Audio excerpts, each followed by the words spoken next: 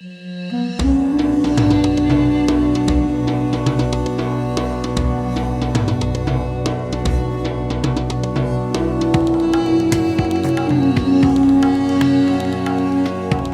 just want to refer to an interesting publication by EIA in the United States. They did a comparison between their forecasts of oil production and oil price for the last 3 years, and they appear to have come remarkably close to what actually happened. So relying on that, the EIA says that this year the oil price will average around $74, $75, and oil production will go up by, or oil demand will go up by 1.6 million barrels per day. I think this balances all of the issues, and Goldman Sachs appears to agree more or less with what EIA says. They come up with a broader range, but the average is not very different. So $74, $75, given the fact that Trump's drill baby drill is toned down by the industry. The industry doesn't expect it's going to have a massive impact. The U.S. companies will not be able to respond to that the way Trump wants them to do. I put credence to EIA's forecasts. Charles, I wanted to get your thoughts on where we are in Europe. We're obviously a few weeks away from the German elections, but also this sort of Trump 2.0 idea that, as Kate mentioned, Europe has a big requirement to draw gas from America, the United States. The urgency in which we were sort of led to believe that Trump would tackle the Ukraine conflict, resolving it, ending it, whatever you want to say, seems to be not materializing in any way at this moment. No indications of any immediate resolution there. Where do you think Europe goes now with its sort of energy requirements and the demands by America to buy more oil and gas from the United States to correct the trade imbalance? Well, first of all, Europe at Davos said already that they are ready to buy more LNG from the United States. I mean, the estimate is that they will probably need another 14 billion cubic meters of LNG this year to replace the ending of Russian supplies through Ukraine. And Europe seems to be ready to accept buying American LNG.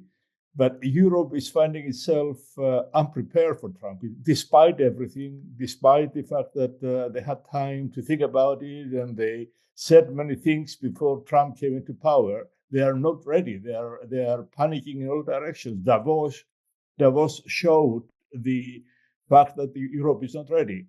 But tomorrow, Europe will be announcing their new economic vision. It's called Competitiveness Compass. And based on that, what they're saying is they're going to put deregulation and cutting of red tape ahead of decarbonization. There is a huge pressure in Europe to tone down the Green Deal and place more emphasis on competitiveness.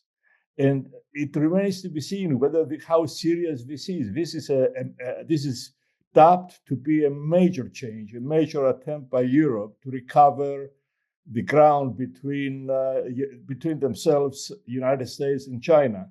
I'm not so sure. We did see Germany react quite surprisingly in the aftermath of the Russia's invasion of Ukraine, in the sense that they made big decisions quickly, which is not in their nature. And it's not in Europe's nature to make big decisions quickly and change direction. Do you think this might be a moment of exception, like Germany was 2 years ago?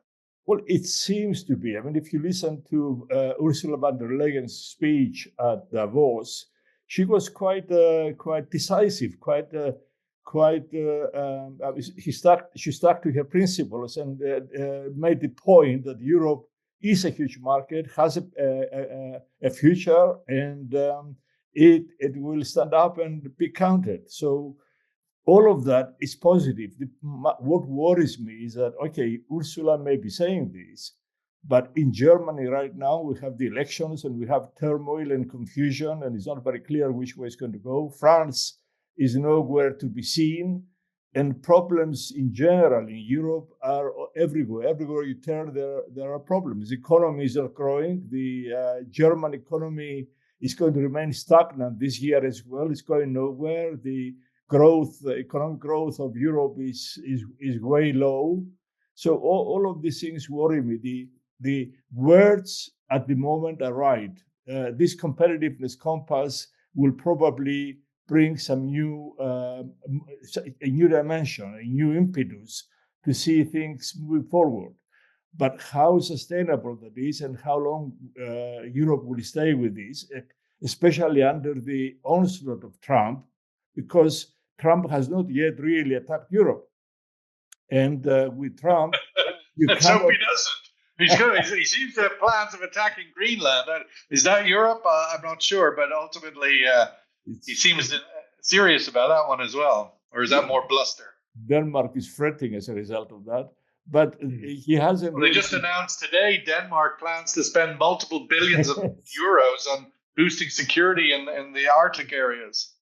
Exactly. And but Europe is. I mean, Trump. You cannot guess what is going to happen next. You should always expect the unexpected. There is no. I've seen a lot of articles appearing trying to analyze Trump. Cannot analyze Trump. He's not consistent. He's not present. Why is Europe so unprepared, Charles? I mean, that's such a crazy thing to think about after 4 years of Trump, now a number of months. I think it's very simple. I think the fact that Europe is lacking leadership, Germany and France are distracted completely. They are not no longer leading Europe forward. Nobody else is taking their place. Ursula von der Leyen is more a bureaucrat rather than a leader. So Europe is ending up a bit leaderless. So it's losing direction. It doesn't have anybody who comes up front and gets counted. This is a problem. I think we have to. There's no Angela Merkel at the moment. Maybe, or maybe the result of the German elections, it depends who comes in power. Maybe the Germans will turn back and give some direction. Let's just wrap up with what does all this mean for the East Med? We've seen some developments recently in the idea that we've obviously had a big change in Syria, a big change in the fundamentals around Lebanon. Let's see how they all play out. But there has been some noise of development and stepping forward with the developments of the East Med gas reservoir. Your thoughts there? Where is this a new dawn for the East Med gas development? And there is a new dawn, but the new dawn is Egypt. Egypt's need for gas is immense. Production is going down, carries on going down. It's not recovering. Over the last 3 years, gas production in Egypt has gone down 30%, while gas demand is going up. So Egypt is thirsty for gas. Israel has already approved expanding its exports of gas to Egypt from 10 to 21 BCM per year by 2028. And this flurry of activities you mentioned involve exporting Cyprus gas to Egypt. So I think the way things are developing at the moment, with Egypt still highly dependent on gas, and new exploration taking years to come, all of the spare gas of the region will find itself into Egypt. We see articles appearing and statements appearing that we will send our gas to Europe, and Europe needs that, and Europe needs the other, and Turkey is proposing again pipelines going to Europe. Europe doesn't need the gas. Gas utilization in Europe has gone down 20% since before the pandemic. If we look at the period since before the pandemic to now, it's down 20%, and it's going down still because renewables are coming up and up and up. Electricity production now is more than 50% coming from renewables in Europe.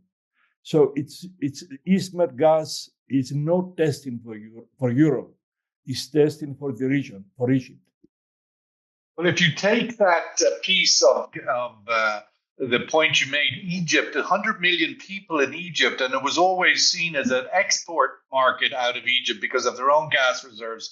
But now you're saying it's actually a destination for imports of gas. That's a huge market. And then you've Turkey on the other side of the Med, another 100 million people. These two markets alone should be enough to see the East Med in full development, no?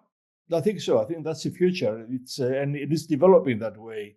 The only fly in the ointment is Egypt's ability to pay. Egypt has great problems paying. This year, I mean, you mentioned the exports of LNG from Egypt. This year, there will be no LNG exports, no income from exporting LNG, but there could be as much as $8 billion spent importing LNG. 8 billion they don't have. So that is going to be the fly in the ointment. The oil companies are not rushing to do new exploration and production in Egypt. They're doing enough, but not too much, waiting to see how the economy of Egypt develops. But you said 100 million, the population is already 110 million, and it's still increasing by almost 2% per year. So the Egypt's problems are immense. The economy must recover. Fortunately for Egypt, nobody wants it to go down under. So IMF, Europe, the Arab countries are still pumping money. And the hope is that this year, the opening of the Suez Canal, if the Gaza situation is out of the way, will produce some revenue for Egypt and will take things forward.